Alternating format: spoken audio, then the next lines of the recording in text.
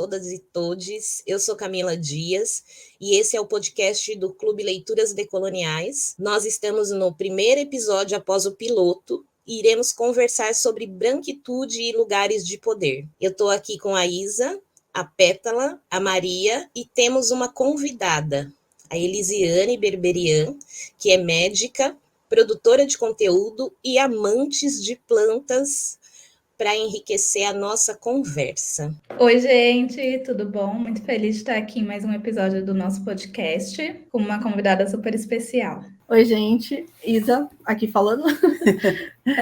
Tô feliz também da gente estar aqui gravando agora mais o nosso primeiro episódio e com a Elisiane, que é uma pessoa que a gente acompanha nas redes sociais. Estou me sentindo muito especial de estar aqui com ela. É isso. Oi, gente, aqui é a Pétala. Também estou bem animada para essa conversa. Acho que vai ser um papo bem gostoso hoje. Espero que todo mundo goste também. Oi, eu sou a Elisiane, sou uma mulher negra de cabelos curtos. Tenho os meus olhos castanhos, um sorriso largo. Estou sem brincos hoje, sem colar, mas estou com a camisa, uma camiseta marrom, escrito Leves, com umas letras bem grandes assim, que eu me sinto bem confortável, e um óculos transparente.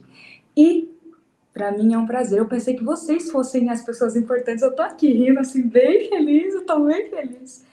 Porque é muito gostoso sempre estar em família e com mulheres pretas. Para mim é um prazer estar aqui também, tá bom? Obrigada, meninas. Nós vamos falar sobre, então, branquitude em lugares de poder. Um pouco também sobre o livro Pacto da Branquitude, que é a leitura do ciclo 14 no Clube Leituras Decoloniais. E a leitura começou no dia 18/2. Se você que nos ouve quiser acompanhar a leitura junto com a gente, ainda dá tempo de fazer o apoio no Catarse, conversar e participar dos encontros e do laboratório de escrita criativa que a gente tem no último encontro do ciclo.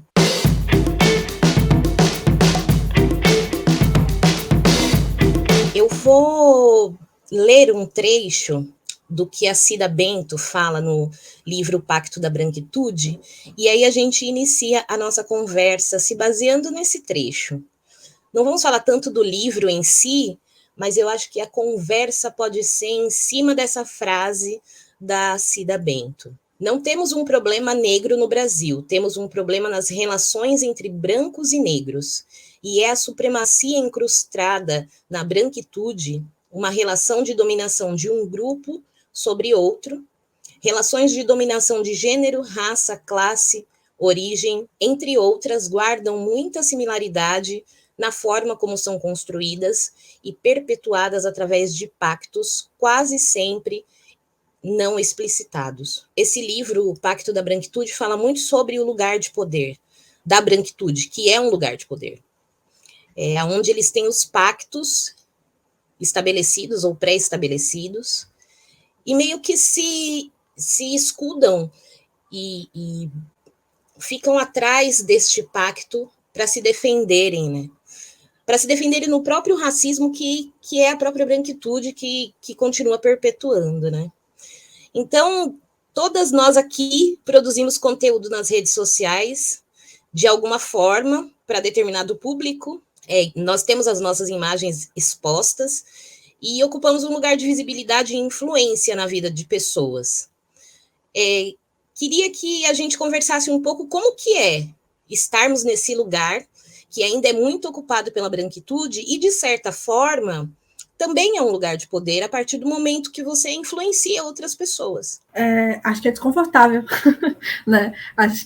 Como a Elisiane falou, a gente geralmente só está confortável quando a gente está assim, entre a gente, né? Ou nesses espaços que a gente sente que estamos seguros, né? Não tem um risco de ataque a qualquer momento, ou de qualquer coisa que vai acabar né, nos atingindo de forma negativa. E as redes sociais são cheias disso. Né? É um lugar onde a gente não se sente seguro, geralmente, em quase nenhum momento, né? Nem dentro dos nossos perfis a gente sabe que a gente está falando com o nosso público, está falando com pessoas que nos seguem, mas se o post estourar a bolha, né? Sabe-se lá aonde vai parar, em que canto da internet vai parar, né? Então, ser produtor de conteúdo negro é uma coisa de dar a cara a tapa assim mesmo, né? Principalmente para falar sobre questões que vão mexer com questões raciais e questões de questões sociais no geral. A gente está expondo opinião e a gente sabe que, como pessoas negras, a sociedade não quer que a gente exponha as nossas opiniões, né? Expor opinião e expor uma opinião num lugar de consciência, né, do quanto tudo que a gente faz é político, faz a gente estar nesse lugar de vulnerabilidade, né? E é por isso que a gente acaba fazendo esse movimento de se aquilombar, né, em espaços como esse que a gente constrói no Leituras Decoloniais. Eu acho que essa criação de comunidade, esses lugares seguros também faz sentido quando a gente pensa nas pessoas que a gente escolhe seguir, né? A gente está aqui feliz, né, de estar com a Elisiane, porque todas nós seguimos a Elisiane e tal, por essa escolha de pessoas que fazem bem e contribuem para que esse ambiente de produção de conteúdo, né, e passar horas ali na internet trabalhando, seja um lugar mais confortável, né? Então, escolher as pessoas que vão nos cercar nesse ambiente a partir do nosso feed também é um ato, se a gente pensar de uma forma consciente, pode ser um ato de se proteger também, né, nesse ambiente. Sim, até porque o nosso feed acaba sendo uma coisa que mexe muito com a gente, nas coisas que a gente vai editar ali de boa, vivendo a nossa vida, de repente a gente tá rodando o feed e as coisas vão influenciando o nosso estado de espírito, né? E aí seguir pessoas que façam façam um conteúdo que nos faz bem é muito importante. E pessoas negras que fazem isso acaba também influenciando para nossa autoestima e para o nosso bem-estar, assim mesmo, sabe? Sim, eu acho que cresceu bastante o número de influenciadores negros, né? Tanto homens quanto mulheres, LGBTQIA+, pessoas com deficiência, vem crescendo, mas ainda é pouco. Ainda é pouco, ao meu ver. Se a gente considerar que a sociedade é majoritariamente negra, né, aonde que tá essas pessoas? E talvez esse lugar é um lugar de... Talvez não, eu acho que é um lugar de incômodo para muita gente, né? Ver caras pretas que sabem o que estão falando, que sabem do que estão falando. Né? Esses dias eu vi que a Elisiane, ela lançou agora umas cápsulas, não sei se é assim que eu posso dizer, uns reels, que ela traz algumas questões assim de saúde. E aí eu entendo também que tem um viés por trás disso, que é a saúde da população negra também, né? Que você, como mulher negra e uma médica, não está fazendo isso apenas para as pessoas brancas que te seguem, mas principalmente para as pessoas negras terem um pouco mais de orientação. E isso incomoda demais, porque quem que é essa neguinha aí que tá falando para lavar a pepeca, né? Quem que é essa menina com esse sorriso enorme na boca, cheio de dente, falando dessas questões que só nós, só a branquitude em lugares de poder, poderíamos falar, né? Eu não vou ficar muito falando sobre isso, porque eu quero que a Elisiane fale sobre como são esses processos, né, da produção de conteúdo dela, como que estar nesse lugar. Então, vou passar para a Elisiane. Eita, não começou agora, né? Foi lá no Facebook. Eu tinha acabado de me casar, abri minha conta, fazendo um resumo geral no Facebook. Eu moro aqui em Rondônia, nasci no interior, em Ariquemes, e a gente sabe que tem os recortes sociais e tudo mais, né? Nossas perspectivas são diferentes em diferentes ambientes. E vivi a minha vida, igreja, casa, escola, sendo base de sustento para minha mãe, que meu pai era alcoólatra até os meus 15 anos, e faço questão de salientar que meu pai não era uma pessoa agressiva, mas ele era muito gastão, então consumiu o dinheiro da casa inteira. Então servi de base ali. Então você já vê que eu tive que ser o suporte. Então, se eu tive que ser o suporte, a extensão da minha mãe, eu não tive o suporte que eu tinha que ter nos estudos. Então, ficou uma lacuna assim extensa, porque minha mãe teve meu outro irmão. Então, eu tive que ser a continuidade dela e minha mãe sempre lutou. Então, dali foi criado. Então, me casei com 21 anos e fui fazer cursinho. Fiz cursinho aqui, aí vim para a capital. E abri o Facebook, que antigamente nem celular eu tinha também, muito acesso a essas coisas. Depois que eu me casei, construí a minha pequena liberdade e fui crescendo.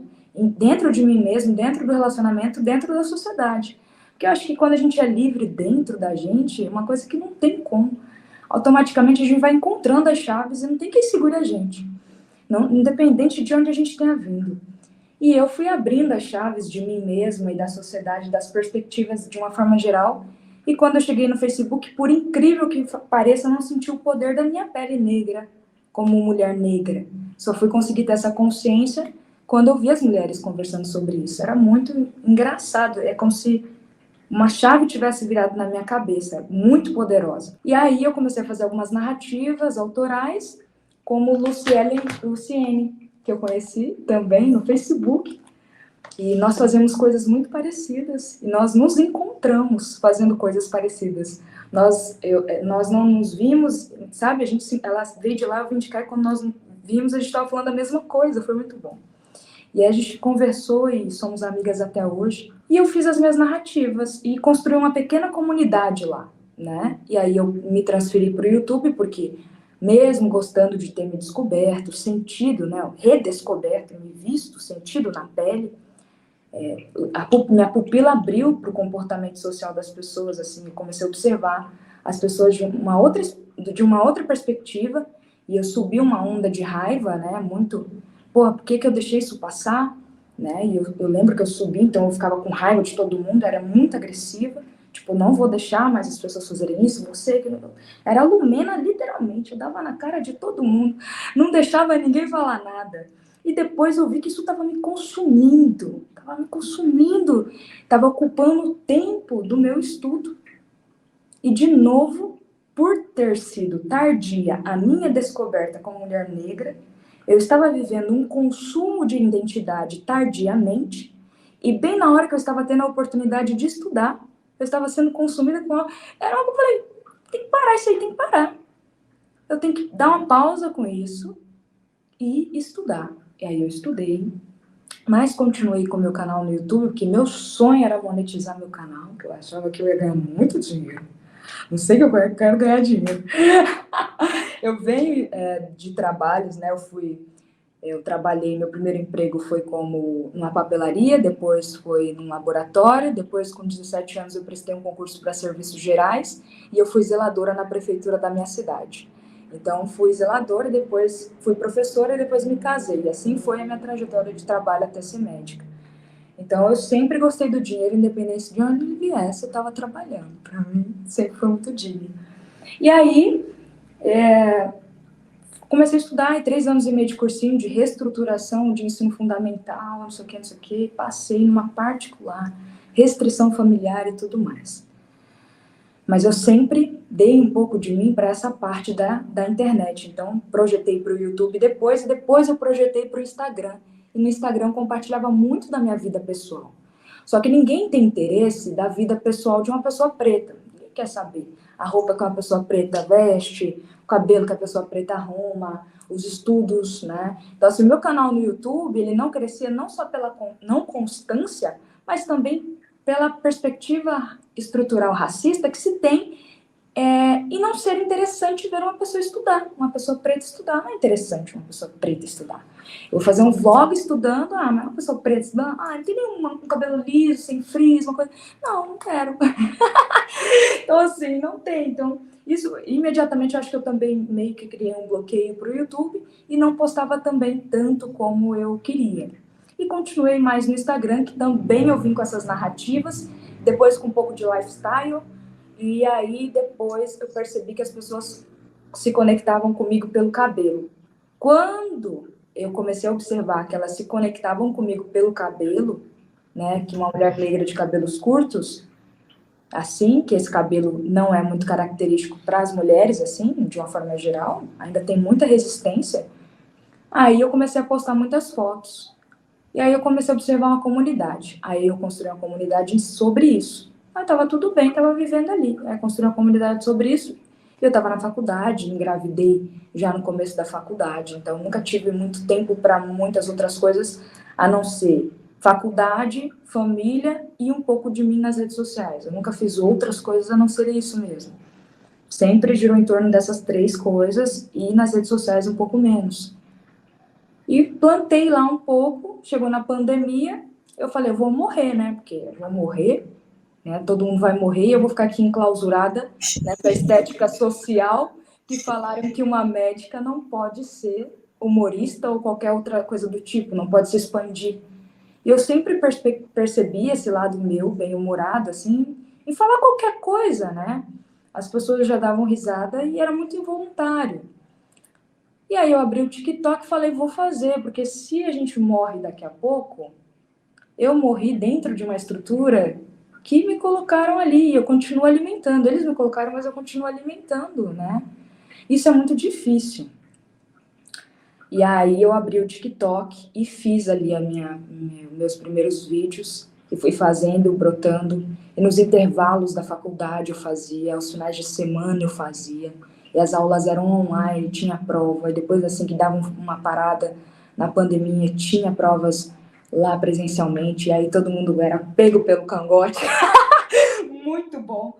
Então, era toda essa dinâmica que eu tinha que articular. Mas para mim foi bem melhor estudar em casa, porque eu tinha ali perto da minha filha, que meu esposo estava dando um auxílio, que meu esposo ele me sustenta muito sobre isso. Ele é a minha rede de apoio principal, mais próxima, depois vem minha mãe.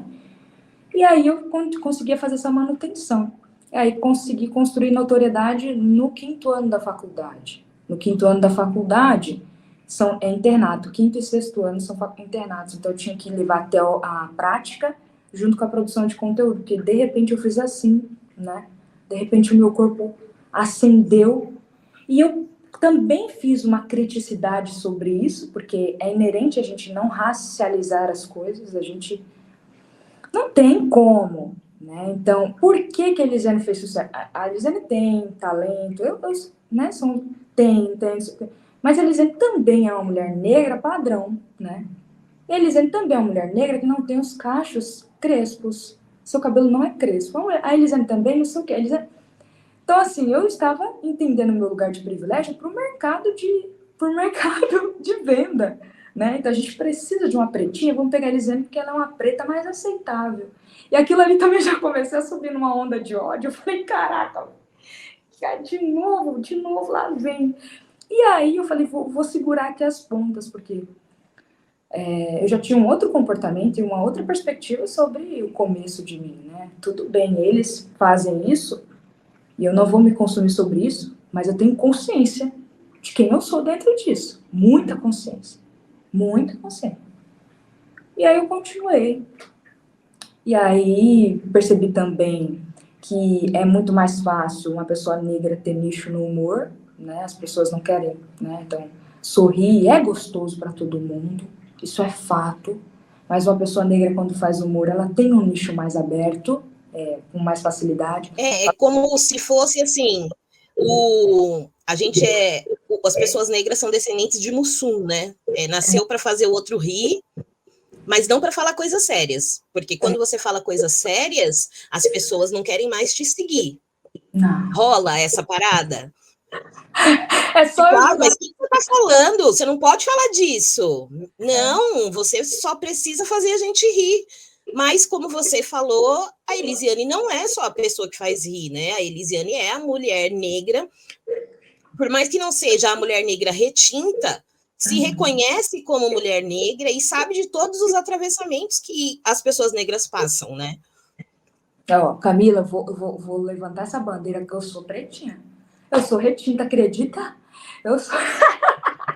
E quem me ajudou nesse meu olhar de colorimetria foi Biele. Cheguei perto da Biele e ela falou, você é retinta? Eu falei, então é a luz da parede da minha casa, é culpa dela. Ela falou assim, você é retinta, meu Deus, olha só. Ela disse que eu tô num grau inicial lá de uma tabela. Eu falei, caraca, isso daí eu não sei ainda não. Mas fiquei bem surpresa, né, de me descobrir uma mulher negra retinta, porque para mim eu era intermediária, né, aquela coisa meio intermediária, não muito preta, mas preta, eu ficava ali no meio do caminho. Mas foi muito bom, assim. E de fato, viu, Cá, as pessoas vão se embora quando eu começo a falar qualquer coisa. Se eu fizer uma piada que eu estiver envolvendo pessoas negras, o meu gráfico cai. E aí a gente vai falar sobre uma mulher negra que constrói conteúdo, né, que você percebe que você não pode sair dali, daquela coisa, senão você está perdendo audiência, você está perdendo números. Eu mesma me sujeitei esse ano a fazer isso. Eu comecei o ano com 1.200.009 pessoas, 209 mil pessoas, 1.209, acho que tá certo essa fala, né? 1.209.000 pessoas. 1.209.000. Aí, olha, aí o que aconteceu? Deixei já de postar, porque você tem que viver só a vida e não sei o que não sei o que. E tem meu irmão que se formou também, eu tô vivendo ali a vida, tudo bem. Foi caindo, mas foi levantando, caindo, levantando. Depois que eu parei um pouco de postar de fato muitos vídeos de humor, porque era uma pequena transição, é uma leveza que eu faço pra gente poder transicionar. Como você pontuou muito bem, agora eu tô colocando pequenas cápsulas no meu Instagram, e as cápsulas de humor eu tô colocando dentro do feed. Para que elas não viajem muito, mas que elas continuem sendo também parte de mim. Então, se você observar, eu vou fazer uma tabela de saúde e dentro do feed, de uma forma totalizando as duas outras lacunas, serão beleza e humor dentro do feed.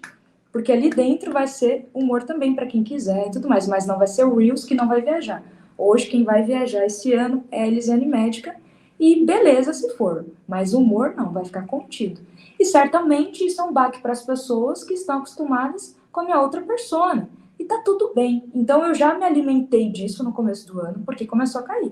E aí foi caindo, caindo, caindo. E hoje eu perdi mais de 40 mil pessoas, assim. E aí saí de 1.209.000, que também estava numa linha ali de transição muito perigosa, né? Qualquer hora, isso é um volume rapidinho pede. E fui para 1.100.087. Tá certo isso? Oi, menina, eu tô ficando... Pode ser. Então, não conte comigo para conta. Somos de humanos, né? Fica difícil de... E aí ficou assim, e tá tudo bem, eu sei que vai declinar mais, mas agora também vai... A minha perspectiva para eu sustentar a minha ideia e o meu conforto psicológico para eu não pirar agora é uma persona também bem-humorada, porque isso faz parte de mim, porém uma persona médica. E as pessoas vão ter que entender isso. Não tem como, até porque eu tenho que colocar em prática o conhecimento, senão ele vai embora. Não tem como. Eu estudei e ele vai embora. Então eu tenho que colocar. E aí isso vai ter o quê? Uma saída das pessoas que não estão acostumadas com isso, porque tem muita gente que tá, mas tem muita gente que não. Vai ter uma evasão, né? Bem gigantesca, mas também vai ter uma entrada. E aí é onde eu vou consolidar minha imagem até o final, que essa é a minha perspectiva de planejamento, né? Como uma criadora de conteúdo. Solidificar a minha imagem como uma persona que é bem-humorada, mas porém que solidificou a imagem sendo aquilo que eu estudei para ser. Aquilo que eles não querem que eu seja. Eu fiz a volta e falei, agora eu vou pegar você. É mais ou menos isso. E eu entendo muito que isso é não se perder no meio do caminho, né?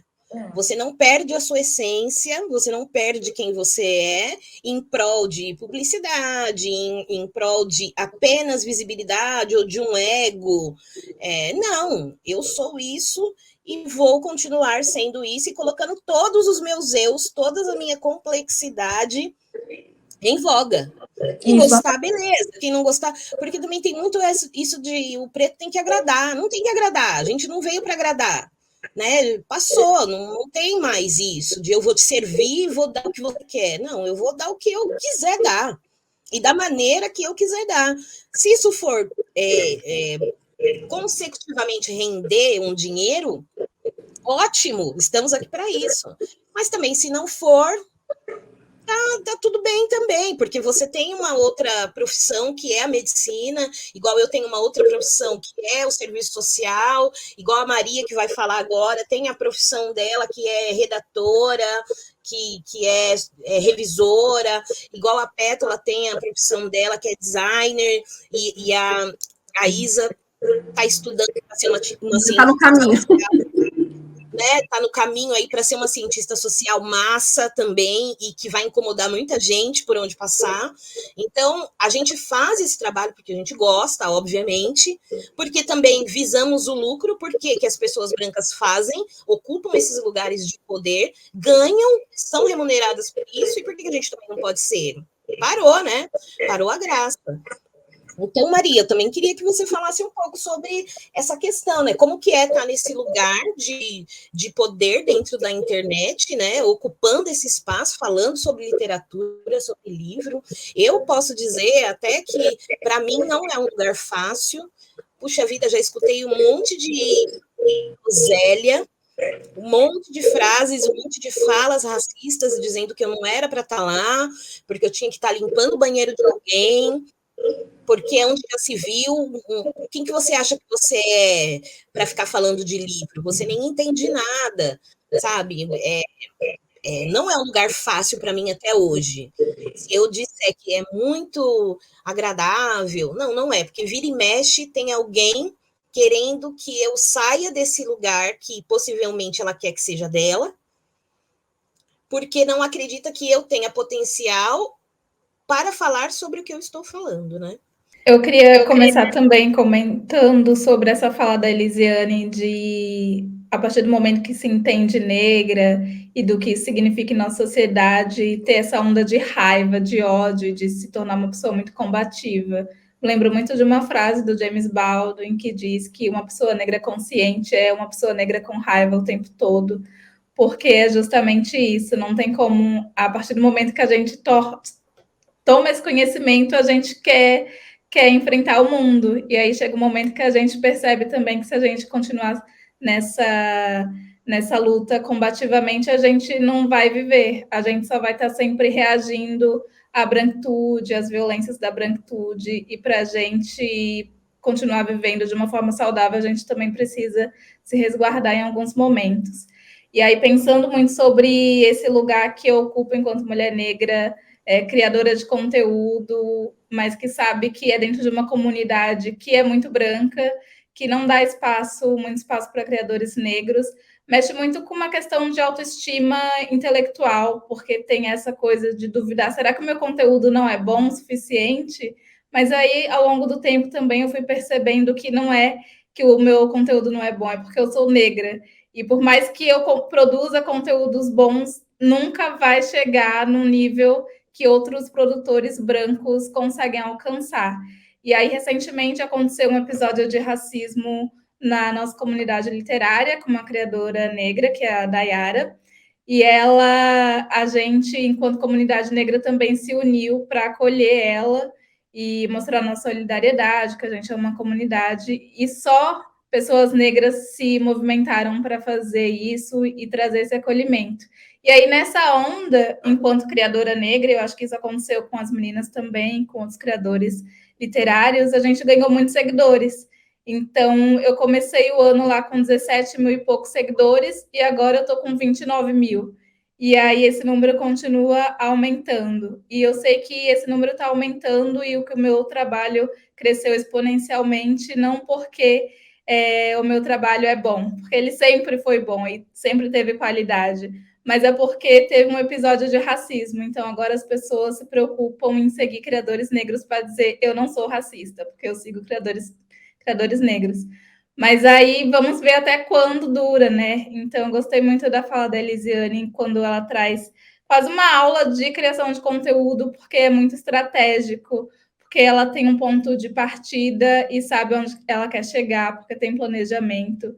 E eu me identifico muito nisso, porque eu também penso muito nos meus conteúdos, penso em calendário, em todas essas coisas, mas eu sei que o meu conteúdo cresceu nos últimos dias, não porque é bom, mas por conta de um episódio que foi além do meu controle, de uma coisa que eu não posso controlar e que por mais que eu continuasse entregando conteúdo de qualidade, ele não ia ser entregue se não tivesse acontecido esse episódio de racismo, infelizmente. Então, é isso. Eu estou sempre com raiva de ser uma criadora negra nessa sociedade que é racista, mas eu não deixo isso me travar, eu uso para potencializar ainda mais a minha criação. Então vocês estão muito felizes, né? Que tem uma outra pessoa que, igual vocês, que é organizada, que coloca tudo em cronogramas, porque eu não sou assim, né? Eu vou como o vento leva, eu sou assim, dessa forma, Então eu coloco no mundo as coisas como vem na minha cabeça, sem estruturar nada. As meninas estão amando que vocês estejam aqui, viu? Porque eu sou a única de todas que não faz isso. Depois você escuta o primeiro episódio do podcast que você vai ver do que a gente está falando. E vocês também que estão ouvindo a gente, escutem depois, que a gente falou sobre organização, sobre agendas e cronogramas e tudo mais. Bom, vou nem falar nada mais. Só para complementar rapidinho, a Elisiane também falou, né, do início dela no YouTube e fazia vlogs e como que isso era muito legal, mas que não tinha o alcance que ela queria que tivesse. E eu percebo muito isso também, porque eu também crio para o YouTube. E aí eu assisto muito vlogs de pessoas brancas. E eu vejo, nossa, números expressivos, vou fazer também. E aí os meus popam. E nem é porque minha vida não é interessante, é porque eu não sou branca. Mas aí eu continuo fazendo da mesma forma, porque eu sei que tem pessoas assistindo e que vão se inspirar e que acho que é importante ter essa presença também. Mari, você é super interessante. Você é super interessante. Você anda de patins, você anda de bicicleta, você faz musculação, você lê no parque, leva frutas. Nossa, a sua vida é super bacana, cara. Exatamente. Vai ter que passar um pó mais branco nessa. Olha, que ódio, colocar um pano assim branco e vão aparecer para ver se sacanagem da pega. Eu gostei muito também da forma estratégica assim, que a Elisiane foi falando toda a trajetória dela. Só pontuar, no episódio da Dayara, tinha a Maíra também, Maíra Sigvald, também, uma mulher indígena, que estava lá também se movimentando com a gente. E acho que é interessante pontuar isso, porque a gente tem que sempre estar consciente também de quem são os nossos aliados espontâneos, assim, sabe? Quem tá com a gente na luta, sem a gente ter que cobrar, né? Quem tá também ali sentindo com a gente também que alguma coisa precisa mudar e tá pronto para ir para frente e se movimentar, né? Quando é necessário, sem que a gente tenha que ficar cobrando, porque essa que é a coisa, né? Cansa a gente sempre ficar cobrando da branquitude que ela seja aliada, mas é bom a gente olhar para as pessoas que também estão nessa com a gente e que estão prontas para se movimentar também, a gente só precisa se articular juntos, né? Mas justamente pensando nessa questão de estratégia, eu acho muito legal como a Elisiane foi falando de forma consciente de como esse sistema ele está sempre querendo cooptar a gente, enredar a gente nas estruturas e que já existem, que a gente permaneça nelas. E mesmo quando a gente escapa, aí a gente percebe, opa, peraí, eu tô achando que eu escapei, mas tem isso aqui, que eles gostaram de mim por causa disso, e tem isso aqui que eu tô falando de humor e eles querem me ver falando de humor, esse lugar para eles é confortável, mas eu também não vou abrir mão de falar de humor porque é uma coisa minha. Então tá nessa consciente desse jogo que a gente tá sempre fazendo, de saber o que essa sociedade supremacista branca vai querer colocar, as caixas que elas vão querer nos colocar, e onde a gente vai se permitir se encaixar e onde a gente vai dizer não, e principalmente isso que você falou sobre liberdade, assim, eu acho muito inspirador pensar isso, que se a gente tiver consciência de que, sim, a liberdade é uma luta constante, e a gente vai ter que estar sempre ali, não permitindo que nos tirem a nossa liberdade de ser quem a gente a gente vai encontrar forças mesmo, sabe? Não importa de onde a gente veio, para a gente chegar e conseguir continuar nessas lutas que a gente tem que fazer diariamente, mas tendo consciência de que a nossa liberdade é inegociável, assim, sabe? E a nossa humanidade também. E eu acho muito legal isso, a gente se manter consciente, assim, é muito difícil, e acho que até aqui no Leitores Decoloniais é um processo que a gente fica tentando fazer junto com os nossos apoiadores no clube, né, sempre discutindo as coisas de uma forma que a gente esteja o tempo todo fazendo essa leitura consciente do mundo, para ver todas essas coisas que estão emaranhadas, assim, em tudo, e como tudo é sempre muito complexo, e a gente tem que estar...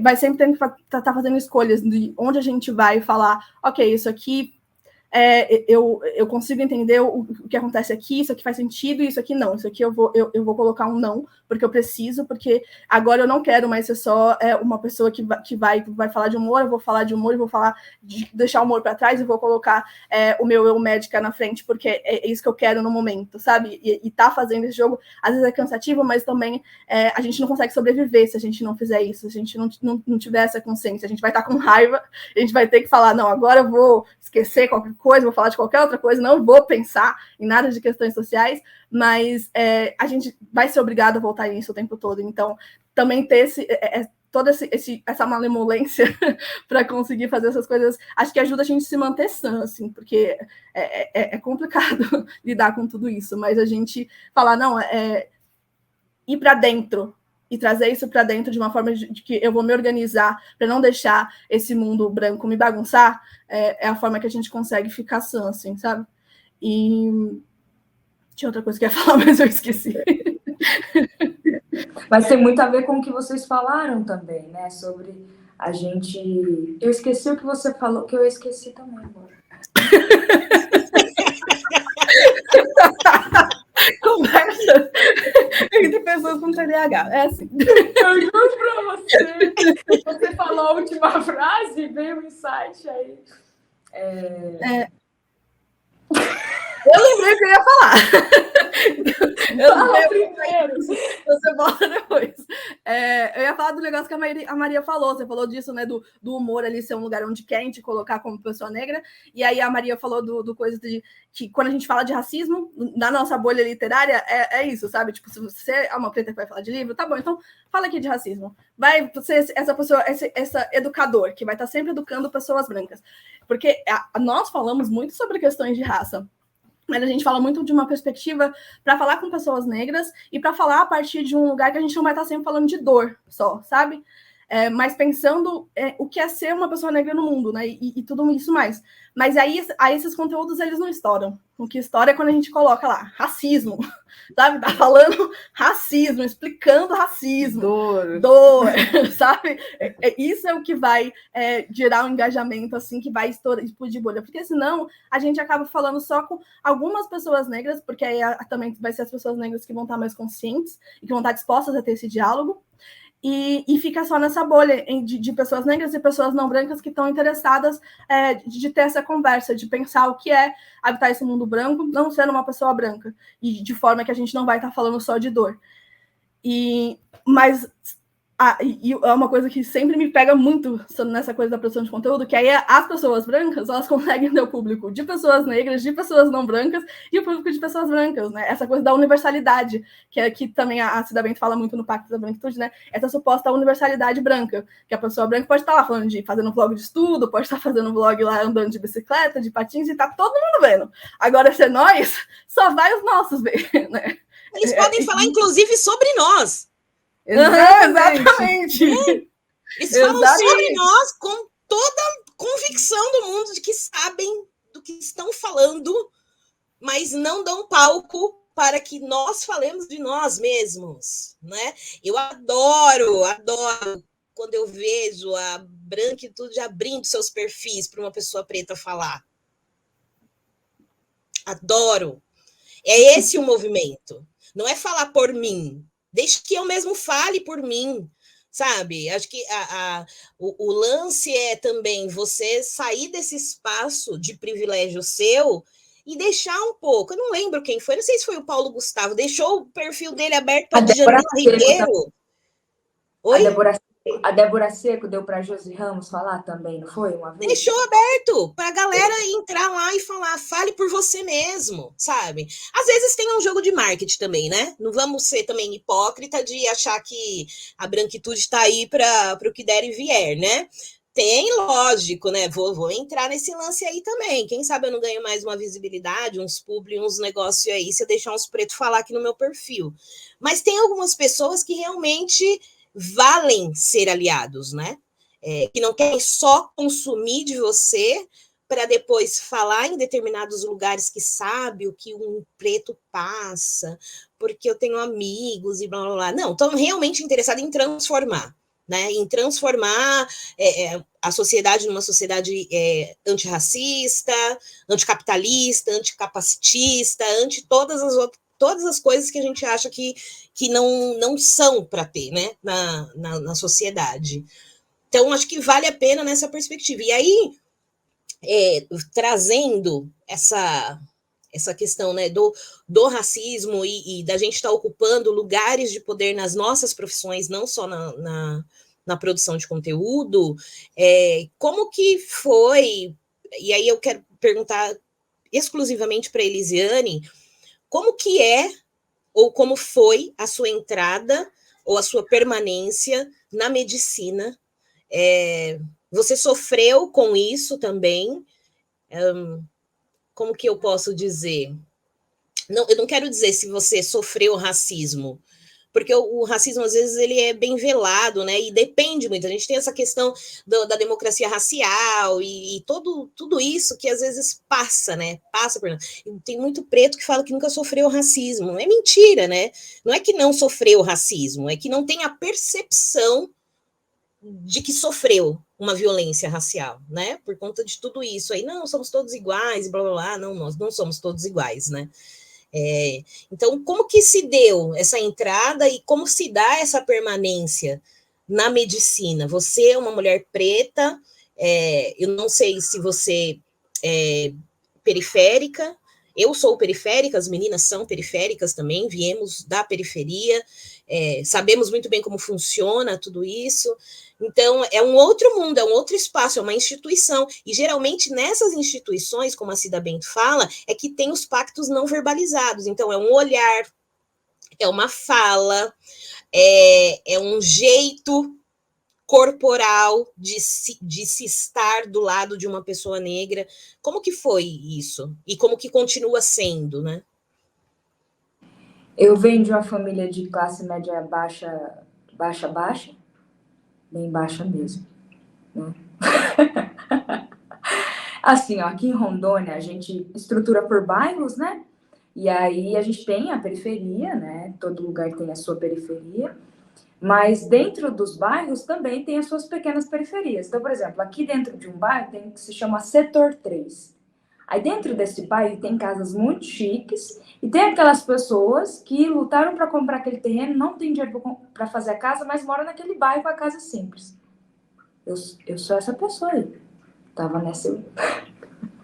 nesse bairro que os meus pais compraram, só que a nossa casa até hoje ela é uma casa muito simples, muito simples.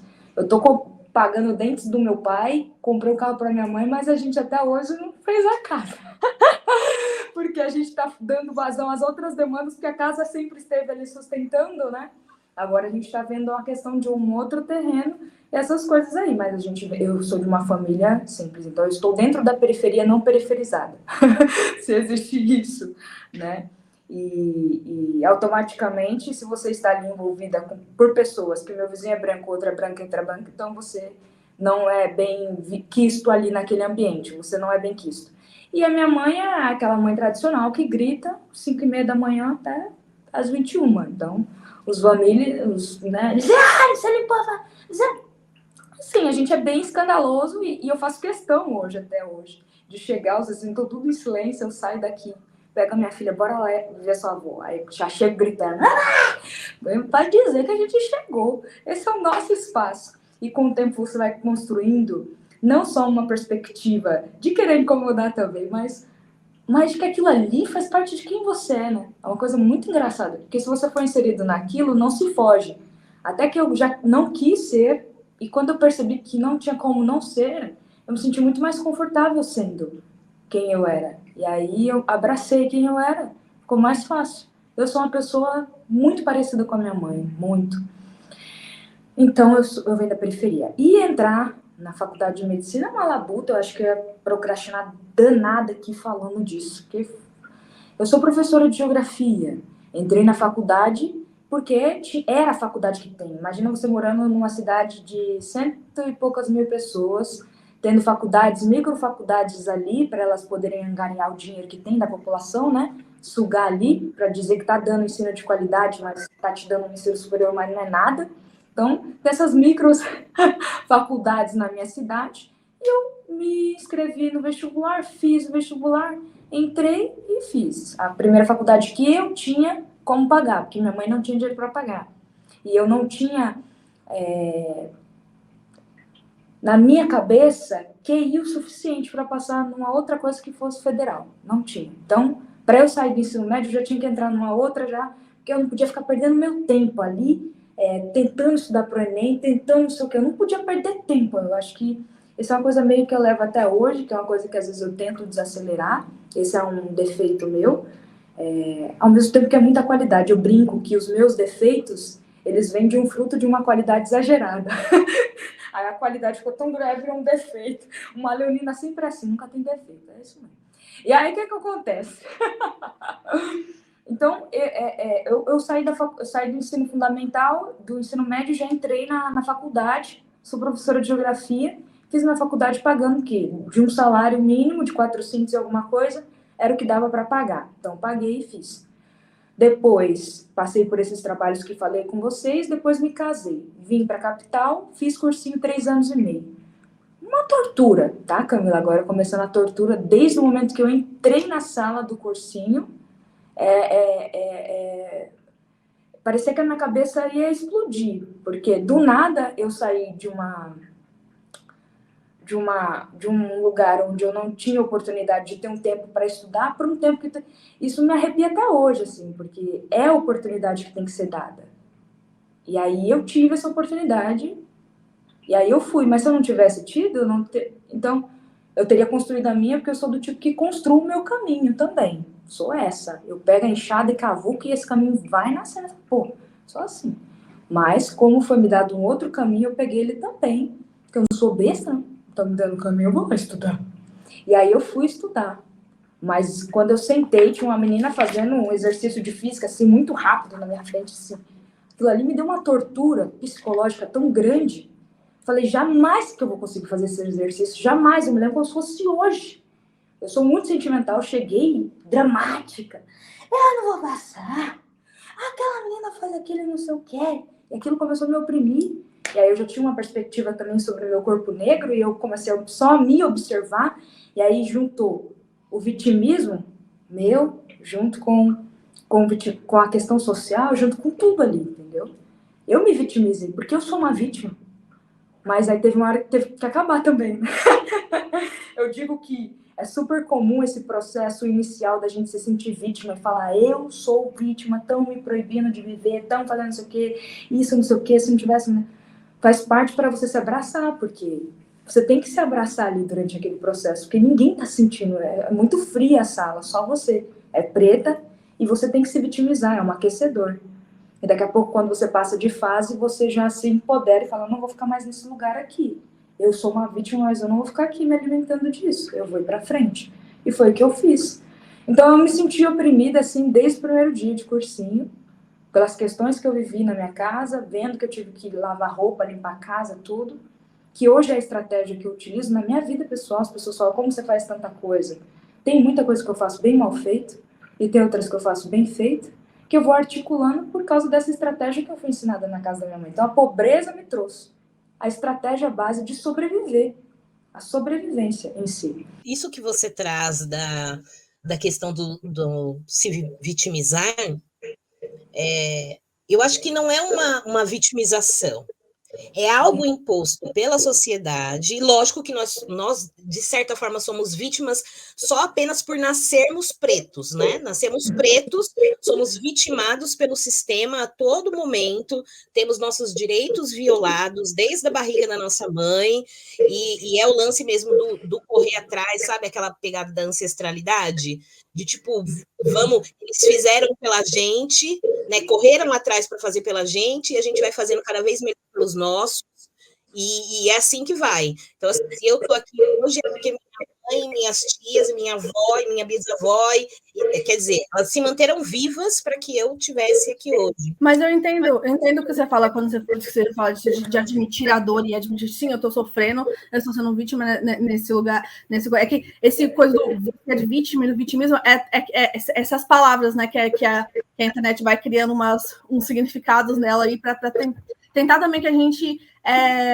não se articule, né, e não queira admitir esse lugar de sim, estamos sendo atacados, estamos sendo alvos num ambiente, alguma coisa assim. Mas tem uma parte até da Ponte pra Cá, do Racionais, que fala que sou sofredor, odeio todos vocês, e cantar essa parte, para mim, sempre foi muito catártico, porque é isso, sabe? De admitir, sim, eu tenho raiva do mundo, porque o mundo me faz sofrer por coisas que eu sei que eu não deveria estar sofrendo. E às vezes, sabe, só conseguir colocar isso para fora essa coisa meio de abraçar mesmo a dor e falar, não, eu não vou ficar paralisado nessa dor, mas eu preciso dizer que tá doendo. Porque por muito tempo a gente não consegue nem identificar a dor, né?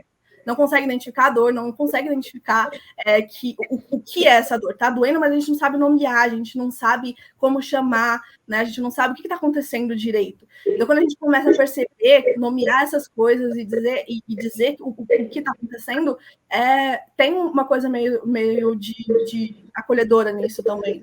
Mas é isso, a gente tem sempre que não se deixar parar aí, né? Não, a gente então, não pode... e entrando nesse lance do nomear, eu ia falar sobre a nomeação disso que você sentiu, né? Solidão. Você sentiu solidão dentro desse processo, né? É importante vocês falarem a parte B, né? Porque como eu estou com mulheres negras, eu consigo falar sobre o meu vitimismo sem ele ser mal interpretado pelos brancos, né? Então, quando eu falo sobre vitimismo, de fato eu estou falando sobre um lugar onde eu também posso me sentir uma vítima, dentro do meu vitimismo, como uma pessoa normal. Mas pelas pessoas brancas, elas vão entender, todo preto se vitimiza. Tá vendo? Ela tá fortificando essa fala. Então, de fato, é muito interessante vocês virem com esse reforço de fala sobre A e B, porque eu estou falando sobre uma perspectiva de que, como uma pessoa normal, eu percebi que eu já estava passando da questão de vítima social, assim mesmo, era uma questão mesmo que eu estava já me acomodando dentro dessa fala, né? Como uma mulher normal e como uma mulher preta, né? Agora, para os brancos, eles podem interpretar essa fala errada só superficialmente. De fato, é muito importante vocês pontuarem a parte A ou B dessa outra perspectiva. E aí foi assim, então eu me senti só mesmo, eu me senti muito só. E toda a minha caminhada foi assim. Tanto que eu só fui ter um insight no final da faculdade, com um grupo de amigas que eu tive, que são mães periféricas brancas. Elas são brancas e são periféricas, né? E eu fui só ter uma consciência de que eu estava me sentindo confortável todo esse tempo com elas porque elas eram periféricas. Porque o resto não tinha mais nada, entendeu? Eu falei assim, vocês são minhas irmãs de luta, de vida, assim, só, de história mesmo, assim, não de cor.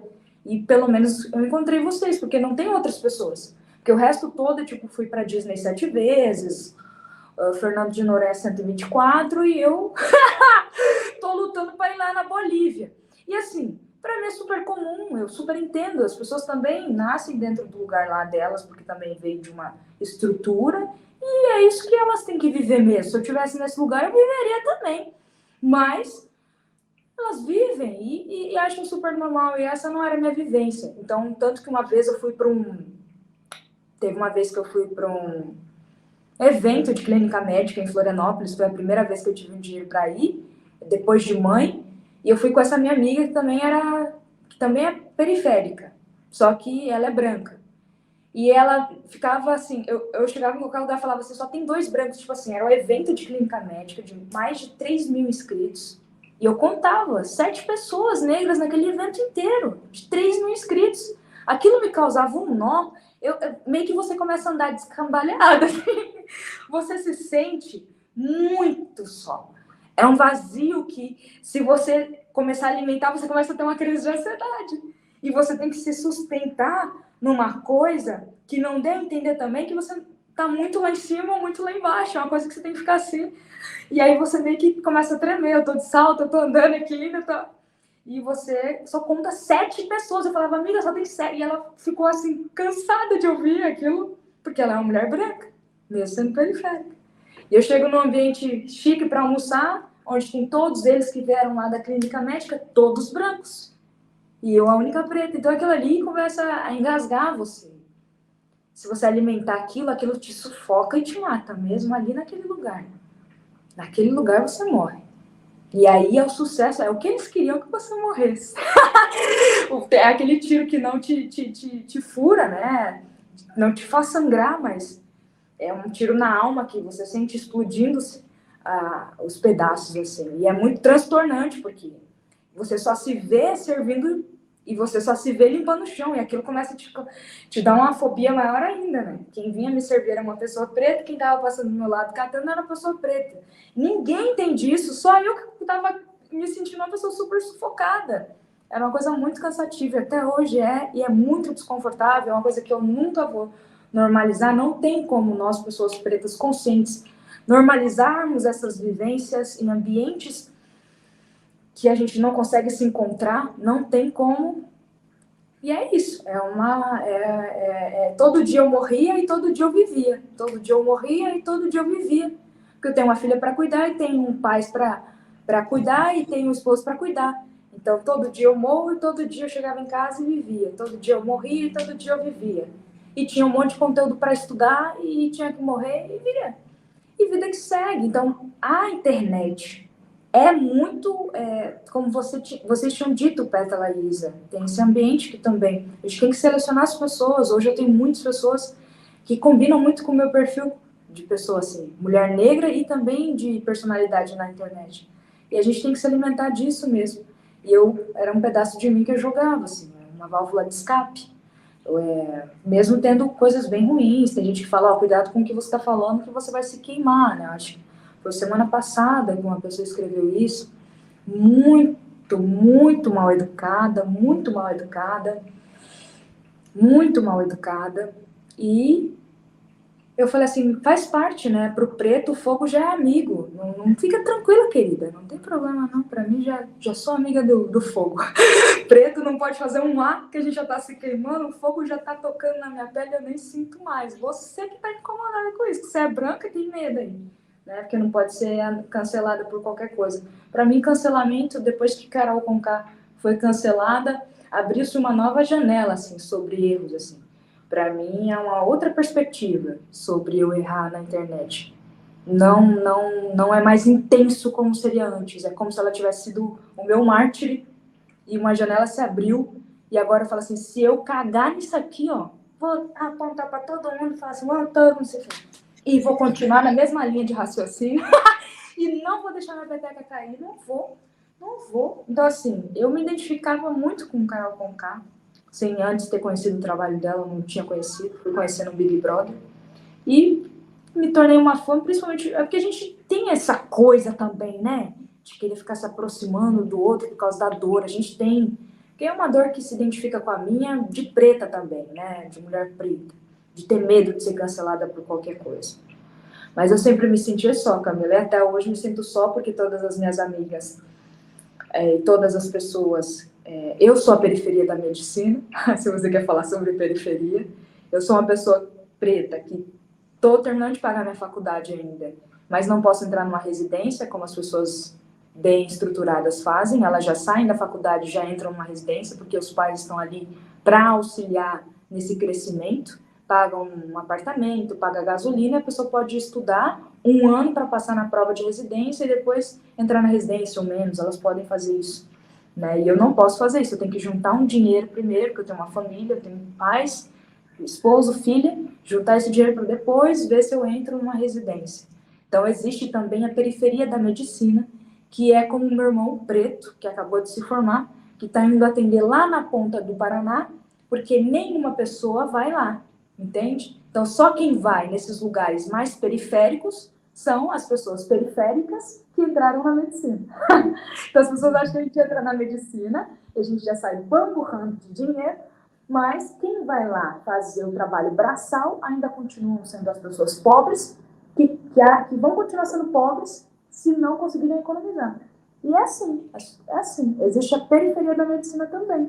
E só para eu entender, esse lance aí da residência, quando você faz residência, você não tem um valor que você recebe todo mês? Tem. É tipo assim, porque para passar numa prova de residência, ela é muito concorrida mesmo. É como se fosse uma prova da OAB. Isso, tem quem consiga passar já, que já veio fazendo cursinho durante a faculdade e já passa, porque não tem vida, não tem família, não tem nada, então dentro do internato já foi estudando, saindo do internato, lutando também, que é muito cansativo, mas já foi fazendo o cursinho, chegou no 6º ano de faculdade, o último, passa na prova de residência, tem quem consiga fazer isso, mas é uma pessoa bem, são poucas pessoas.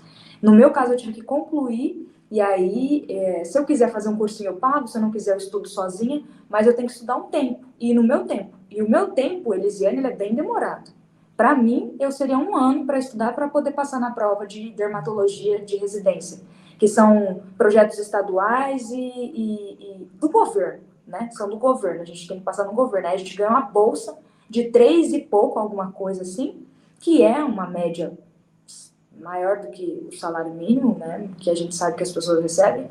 Mas você tem muitas demandas pessoais, porque eles pedem para você ficar se articulando no estado inteiro como residente, ou às vezes em algum lugar só, e ficar ali sobrevivendo com aquela bolsa. Então, quando você faz residência, você ganha essa bolsa do governo. Ah, entendi. Então tem um cursinho que você tem que fazer para passar nessa prova e depois ir atuar nos locais, nas regiões, né? Isso, Aí você trabalha para o governo, aí você aprende, porque você tem um montante maior de pessoas para você ver. Por exemplo, se eu for dermatologista, aí chega lá o paciente com a doença de pele, aí não sei o quê, aí chega um mês, não sei o quê, chega um mês, não sei o quê. Então, a gente diz que um profissional que faz residência, ele tem mais experiência profissional, porque o montante de pessoas que ele tem contato é muito maior. E o profissional que faz pós não tem esse contato tão grande assim, né? Então, não tem essa experiência. E é a pós que eu vou fazer. Então a gente já vê também que é como a Cida Bento fala no Pacto da Branquitude, né?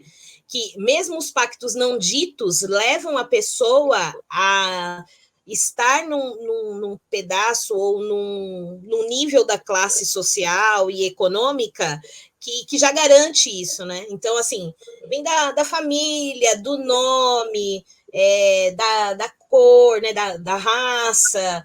Então, assim, quem tiver tudo isso num pacto que não é verbalizado mesmo, porque já está dito, né? Isso. A gente já falou sobre a questão do aquilombamento, o quanto isso é importante também, e a Elisiane traz essa perspectiva de estar entre mulheres negras e não ter que se esconder, né? Não ter que esconder a própria dor. E o próprio aquilombamento já traz essa questão do afeto, né? Eu li esses dias Angola Janga, e os mocambos e Palmares nada mais era do que uma recepção. Você precisa sair dessa condição, então a gente vai te receber aqui. Era um lugar também de afeto, além de tudo, né? E aí eu penso que para a gente, não sei, para mim sempre foi assim, e eu vejo que a maioria das pessoas pretas também foi assim, né? As coisas se dão, só acontecem dentro de um sistema de ajuda mútua quando a gente está falando de pessoas negras, né? Eu vejo na minha família que, assim, a Elisa, ela conseguiu uma bolsa de estudos para fazer um curso.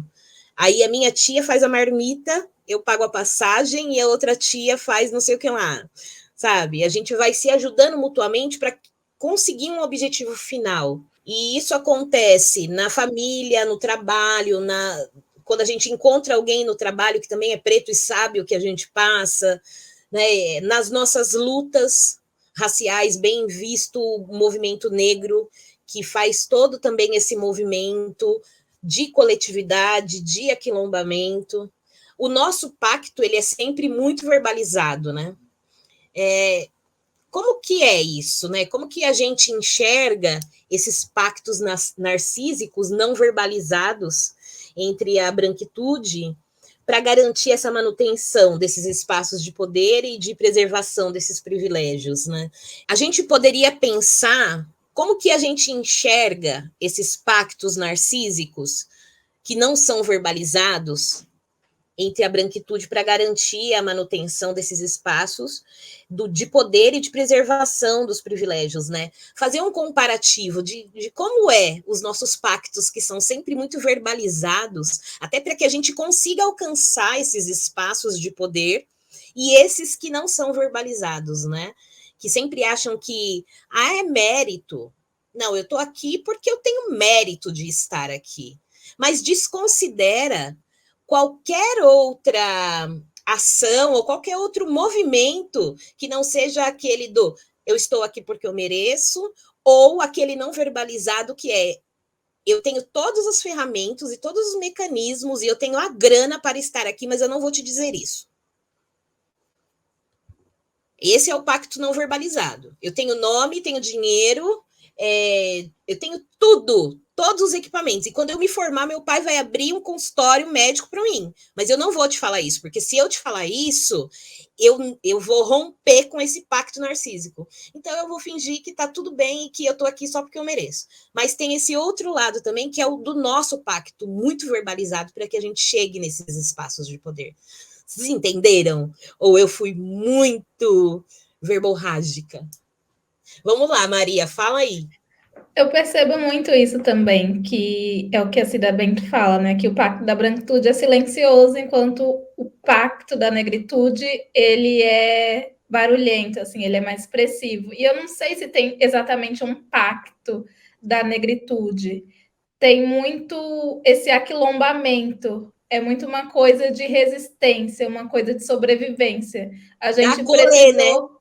Da coletividade, né? Sim, é isso. a gente precisou se juntar para sobreviver. Porque se fosse a gente sozinha, a gente ia ser capturado, ia ser preso, ia morrer. Então, essa coisa da coletividade, do aquilombamento, vem muito disso, de sobrevivência mesmo. E aí eu acho que isso ficou como uma herança para a gente, e a gente percebeu que só em coletivo a gente consegue se potencializar. Tanto que no Leituras Decoloniais é isso, né? Eu sempre falo, a gente poderia ter feito um clube de leitura. A gente tem os nossos clubes individuais, mas a gente entendeu que juntas, coletivamente, seria muito mais potencializado o nosso alcance, teria muito mais significância. E aí eu percebo isso. E é muito interessante, assim, esse negócio do pacto da branquitude, porque é uma coisa que não é verbalizada. Então, uma pessoa negra percebe que as pessoas brancas têm esses privilégios sociais que não são ditos. Mas a gente questiona isso e as pessoas vão falar: nossa, você tá errado, não existe isso. Ninguém tá aqui fazendo um pacto para, desde quando é criança, você ter acesso a tudo e ter toda uma estrutura que te privilegia e você não. Mas existe isso. Então é muito difícil para a branquitude perceber também, olhar com criticidade para si mesma, entender o que é a branquitude. É porque às vezes não se entende também enquanto uma pessoa branca, porque também se coloca nesse lugar do universal. E as pessoas negras são sempre os diferentes, né? Como a gente já aprendeu com Grada Quilomba, com Franz Fanon e tantos outros intelectuais negros.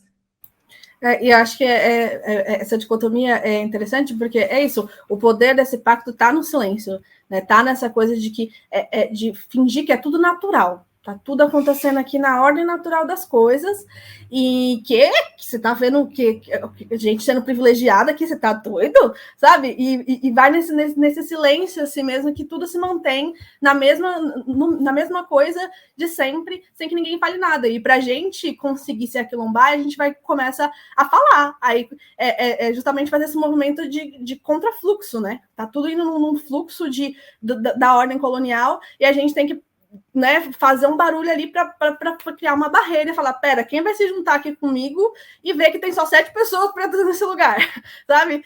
E falar mesmo que vocês estão vendo, tem mais alguém vendo o que está acontecendo aqui, sabe? E para a gente conseguir se organizar.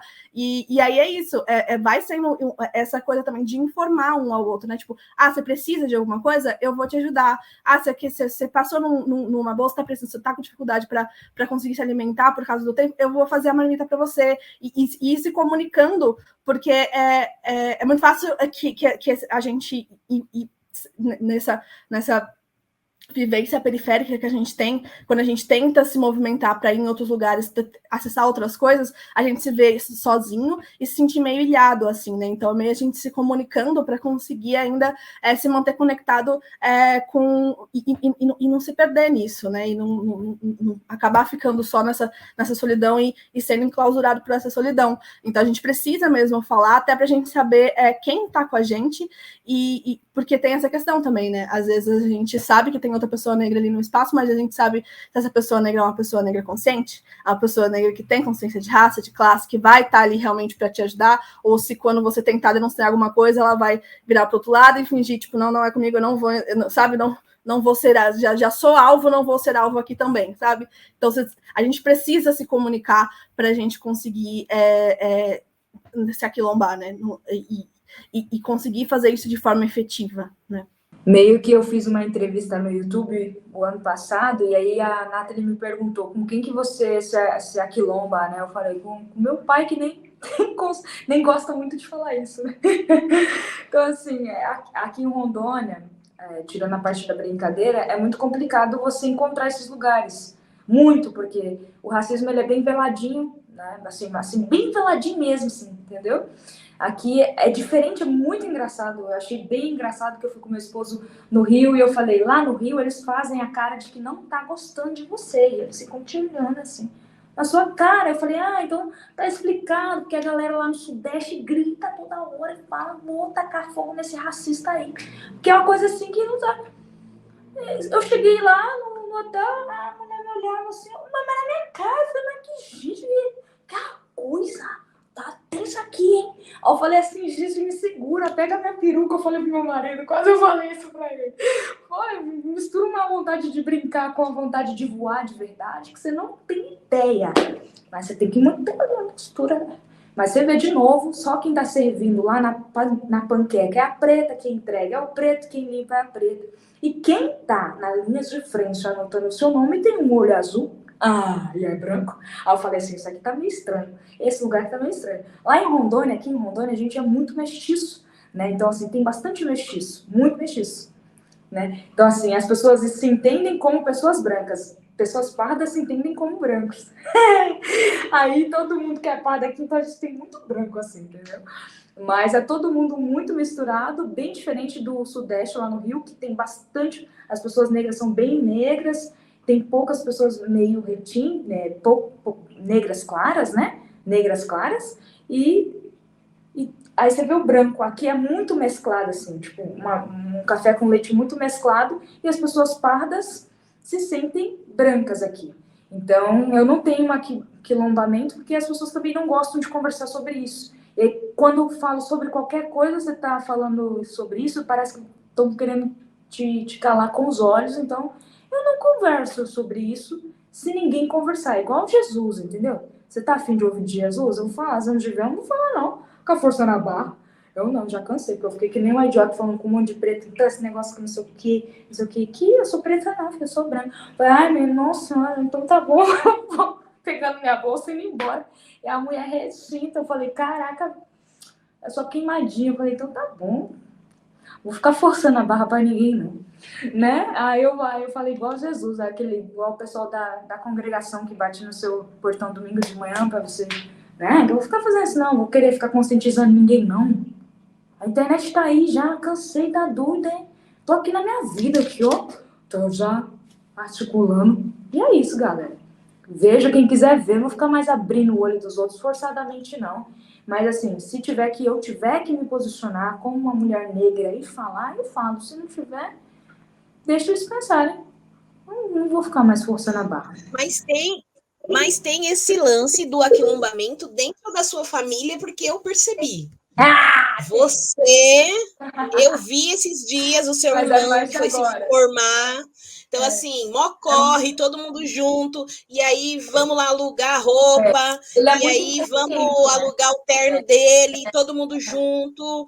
E eu entendi que se não tivesse tido esse aquilombamento dentro da sua casa, que é a sua comunidade, independente da comunidade fora, não se reconhecer, é algo que é instintivo, talvez, nosso, né? Um DNA transatlântico, talvez, dessa coisa de sempre estar junto, de sempre querer fazer coisas juntos para dar certo. Porque a gente sabe que, no final, se a gente não se unir, o negócio não vai para frente, porque sempre alguém vai vir jogar um balde de água fria e falar que você não vai conseguir. E aí tem esse lance muito do afeto, de estar junto, de vamos lá, eu penso que a minha filha, por exemplo, ela fica lá falando, eu não vou conseguir, eu não vou dar conta, e é lógico que vai dar conta. Sabe por que você vai dar conta? Você vai dar conta porque você é linda, você vai dar conta porque você é inteligente, você vai dar conta porque a tia vai te ajudar a fazer não sei o que lá, eu vou te ajudar não sei o que, a outra, e aí eu já tive uma amiga que é esteticista, que já se dispôs a ensinar a matéria para ela se ela precisasse, e aí a gente vai moldando esses aquilombamentos, né? Então, assim, dentro da sua casa, eu sei que você teve.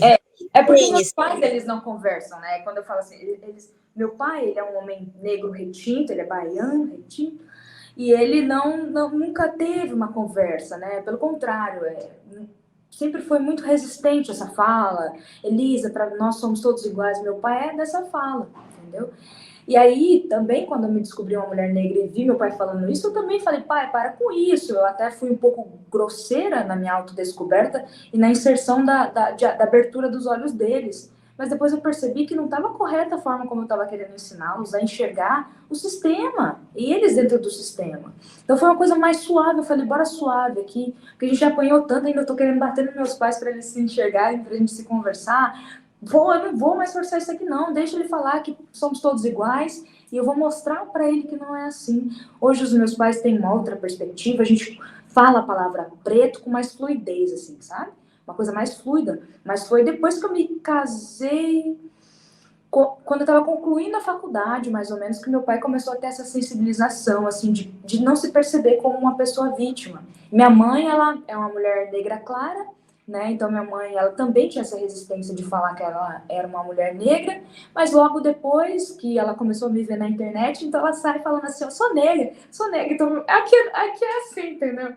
Então, de fato, existe meu irmão muito consciente, né, desde criança, ele já sempre teve uma perspectiva social mais amplificada e foi crescendo assim, também sempre foi muito fácil conversar com eles dois, são diferentes, né? Então faltava só os meus pais. Mas, de fato, assim, a gente tem que se entrelaçar e estar ali junto. E é muito sobre isso. É ver ele subindo para pegar o canudo de uma turma de 180 pessoas, ele ser o segundo negro, só 2 negros, entendeu? Aquilo ali é de arregaçar o coração. Eu só não chorava muito porque eu não ia estragar minha maquiagem para aqueles brancos. Mas eu estava muito irritada com aquilo. Muito irritada, você tá entendendo? Só meu irmão assim, uma outra moça, e só, acabou. Assim, vírgula, tem um negro claro, vírgula, não, acabou, entendeu? E aí não tem mais, 180 pessoas, só parecia gente branca, assim, eu tava ficando cega de ver aquelas fotos. Tô brincando, eu sou casada com homem branco, aí palma inteira. Mas é isso, sabe? Nossa Senhora, sabe? É difícil. Mas é muito complicado. E é sobre isso, a gente se ajuntar e ver que ele subiu, pegou o canudo dele, e que é isso, é sobre a gente estar morando numa casa simples, mas saber que minha mãe, mesmo não tendo o apoio do meu pai até os meus 15 anos, ela lutou, levou, e eu sou médica, professora e médica, meu irmão é médico e meu outro irmão vai ser advogado. Para uma sociedade onde valoriza o diploma, isso é uma potência. Porque, de fato, você não precisa ser uma potência quando tem o diploma, mas para a sociedade, quando você tem que ter o diploma, isso é muito grande. Você explode a cabeça dos brancos tudo. Né? Tudo. Cada certificado que a gente tem é uma carta de alforria diferente. Aqui somos todas alforriadas. Na graduação, temos essa carta de alforria que eles tanto querem, pronto, a gente tem, e quem não tem, que é a Isa, está no caminho e logo terá. Eu tenho a minha carta de alforria, que é a minha carta de motorista agora. É a segunda alforria, que agora eu vou para onde eu quiser, se quiser comprar um carro, eu compro, se não quiser comprar um carro, eu compro, ninguém vai falar nada. E aí eu acho que, assim, cada espaço que a gente vai galgando é uma carta de alforria diferente. E aí a gente vai tomando uns lugares de poder, porque agora o que acontece? Eu desço do carro automático, o carrão, e aí as pessoas olham, na hora que eu desço e falam, que isso? O que essa mulher preta tá descendo desse carro? E aí eu desço, e aí eu posso estar com a camiseta desgarçada, chinelo e meia. Eu não tô nem aí, eu tô ocupando um espaço que é meu por direito. Já comprei essa carta de alforria aí, meu filho. Sabe? Eu tô nessa perspectiva agora e eu quero mais. Por isso eu vejo que se a gente não se ajuntar, se a gente não colocar as nossas experiências para jogo também, para as outras pessoas escutarem, né? Porque você é uma potência em Rondônia, por exemplo, né?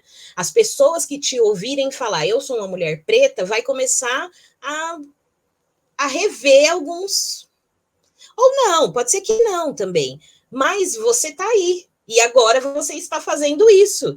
E aí você está jogando essas ideias e essas temáticas todas e aí pega quem quer, né? Então, você onde está, do lugar que está, do lugar que fala, está no lugar de poder, de conscientização ou de sensibilização. Não gosto muito de falar de conscientização, eu prefiro a sensibilização. E você está fazendo, você está transformando ao seu modo, né? Porque as pessoas aí da sua cidade, do seu território, te conhecem. E agora dá um pouco mais de atenção para o que você fala. Então, poxa, que bacana que você está também transformando de alguma forma. Né? E quem sabe daqui uns dias você já não vai ter uma outra percepção e falar: fizemos um encontrinho presencial e nos aquilombamos aqui com as pessoas do meu território, da minha cidade, né?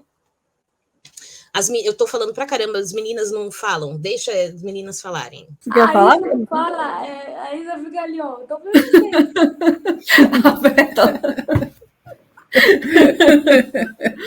Não, mas é muito isso. E eu gostei até dessa sua fala, Camila, de pensar em falar mais sobre sensibilização e não tão conscientização. Porque acho que é bem isso mesmo. Acho que sensibilidade é mais a questão. Até isso que eles estavam falando né, foi dentro da minha família que eu encontrei essa coisa, porque na nossa família a gente tem essa sensibilidade de saber o que a gente precisa do apoio para conseguir chegar onde a gente quer. Não vai ser sozinho, não tem como a gente fazer as coisas sozinhos, né? E aí, quando a gente tem essa sensibilidade dentro da família, de falar, não, vamos fazer junto, é tesouro, assim, né? Não tem como não perceber isso como um aquilombamento também, sabe? A família é o primeiro espaço social onde a gente frequenta e que forma muito a forma como a gente se enxerga, né?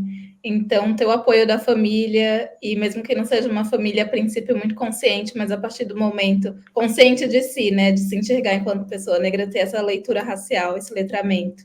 E a partir do momento que a gente consegue ter esse letramento e levar para dentro da nossa família, é muito transformador mesmo. Nós estamos chegando no final da nossa conversa e para encerrar, como vai ser um costume aqui no podcast, a gente sempre vai fazer indicações.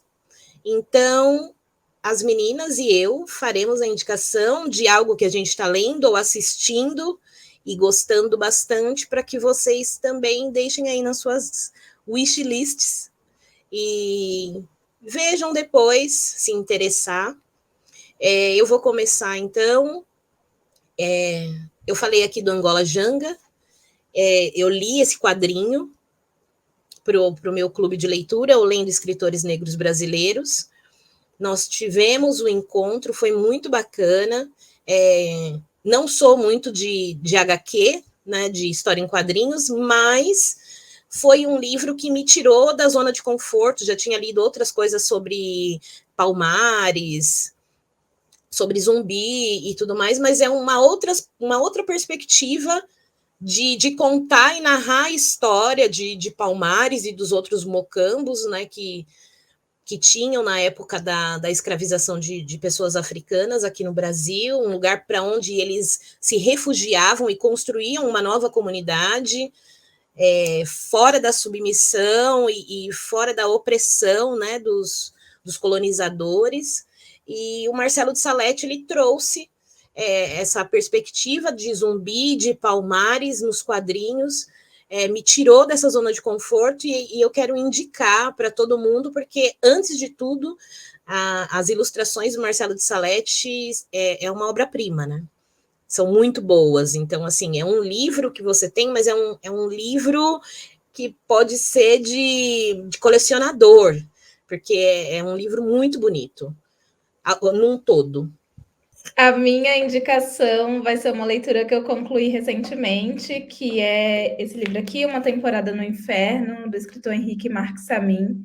É um livro que é muito inspirado na vida do Lima Barreto, e que é um escritor negro brasileiro, que sofreu muito racismo na sua época, não teve o devido reconhecimento. E aqui a gente vai ter um personagem que vai se internar em um hospício, como o Lima Barreto esteve internado 2 vezes em sua vida, e vai trazer essa discussão sobre medicina e médicos, e como que é essa relação de médicos com a questão da loucura e de sanidade mental, muito voltado para século XX, um tempo mais antigo. Acho que hoje em dia essa discussão está muito mais atual e a gente consegue fazer essa discussão de uma forma muito mais crítica, mas acho que é um livro para a gente refletir sobre questões de manicômio e hospício com muito mais criticidade e também pensar sobre a vida do Lima Barreto. Então fica aqui a minha indicação para vocês. Eu vou indicar ali na linha da Camila também, de narrativas gráficas, mas na verdade é uma adaptação de um webtoon, um K-drama da Netflix, eu vou colocar aqui o nome para não errar, eu não quero fazer nada. Eu comecei a assistir, mas ele fala muito nessa parte, nesses primeiros capítulos, ele fala muito sobre... 2 episódios, né, que a gente assistiu. Ele fala muito sobre essa reflexão sobre noção de tempo, né? Nesse viés capitalista, nessa fuga, né? Ou tentativa de fuga, né? De uma lógica de pensar o tempo a partir de toda a estrutura capitalista, né? E como pensar além disso, né? O tempo, né? O seu tempo. E a gente falou aqui um pouco sobre essa questão, né? Acho que no primeiro episódio, no episódio piloto, a gente também fez essa reflexão, e eu acho que é um drama bem gostosinho por ser adaptado de uma narrativa gráfica, né? Por isso que eu falei de uma narrativa gráfica. Então, é um bom jeito de você refletir sobre o tempo de uma forma bem gostosinha, e eu estou gostando e espero que vocês consigam assistir também. A minha dica vai ser de música, é o álbum Travessia, da Suede Nunes, que eu tenho escutado bastante. Na verdade, eu conheci ele logo quando lançou, mas eu comecei a escutar mais, assim, mesmo de escutar o álbum todo, mais para esse ano, e é muito gostoso, assim, eu acho que ele é muito curativo, muito essa coisa de ir para dentro, sabe, ver o que é você, o que é seu, para poder conseguir se relacionar com o que é de fora de uma forma que vai fazer sentido para você, sabe?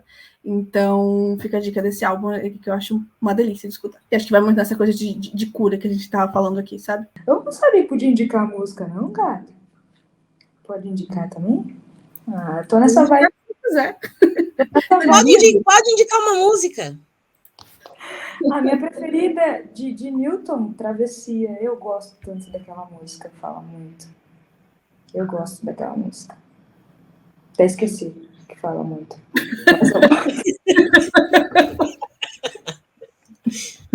Bom, depois de todas essas eu usava indicações... muito no cursinho. Muito. Oi? Bom.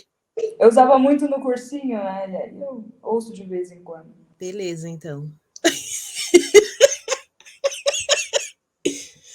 Depois de todas essas indicações, vamos fechar a nossa conversa, e eu quero pedir para que os ouvintes apoiem o Clube Leituras Decoloniais, venham ler com a gente, venham participar dos encontros, das discussões, da oficina de escrita criativa. Todo o valor que vocês apoiam através do Catarse, ele é dividido entre nós 4, eu, Isa, Pétala e Maria, para que a gente continue fazendo e produzindo conteúdo nas redes sociais. Ajuda muito, sem a gente ter que precisar esperar que alguém monetize o nosso trabalho, porque, como nós já falamos aqui na conversa, somos 4 mulheres negras e nem sempre as pessoas querem ver mulheres negras fazendo publicidade ou qualquer outro tipo de trabalho remunerado. Então, esse valor nos ajuda demais a manter os nossos projetos. Queria agradecer muito, muito, muito a presença da Elisiane. Sabemos que você tem a sua vida corrida, igual a nossa também mas de você se dispor a alguns minutos do seu dia para conversar com a gente. Muito obrigada. E se vocês quiserem se despedir, o momento é agora. Eu também quero agradecer muito a presença da Elisiane. Foi um prazer conhecer você um pouco mais. Não posso terminar essa conversa sem dizer que eu cheguei por você pelas plantas, porque eu sou apaixonada e o seu cenário tem muitas plantas. E muito obrigada mesmo, foi ótima essa conversa. Faço minhas as palavras da Maria. Também quero agradecer a sua presença aqui, você ter topado o convite. E sim, eu também cheguei. Não, primeiro vídeo que eu vi de você, primeiro parei, admirei sua beleza, depois a beleza das suas plantas, e aí depois eu percebi, parei para escutar o que você estava falando. E aí continuei. Mas foi muito gostoso, amei te conhecer um pouco mais. Já te admirava antes, admiro muito mais agora. Eu quero agradecer também por esse tempo que a gente, né, todas nós estivemos aqui passando juntas, acho que foi muito agregador, foi uma conversa deliciosa, acredito que está deliciosa de ouvir também, espero. E, gente, sigam a Elisiane. Sim, importante dizer, quem ainda não conhece, conheça, vale muito a pena. Eu já ia falar de sigam as nossas redes sociais. Mas eu quero dizer que eu estou muito feliz mesmo de estar aqui.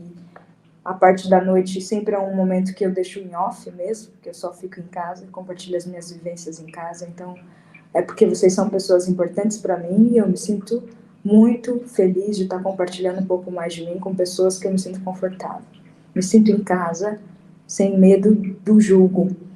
Muito obrigada, vou seguir cada uma de vocês. Me sinto deslocada às vezes, talvez, mas bem apropriada sobre o poder de ser amada também, porque é muito bom ser amada como mulher preta. E eu sou chorona, daqui a pouco eu vou chorar lá no canto. Mas agora eu estou muito feliz. Muito obrigada, Camila, Maria, Beta, Laísa, pelo convite. Que vocês ouçam muito, ajudem as meninas, tá bom? Então é isso. Obrigada. Obrigada a todo mundo. Ouçam o podcast, sigam a gente nas redes sociais e a gente se vê no próximo episódio.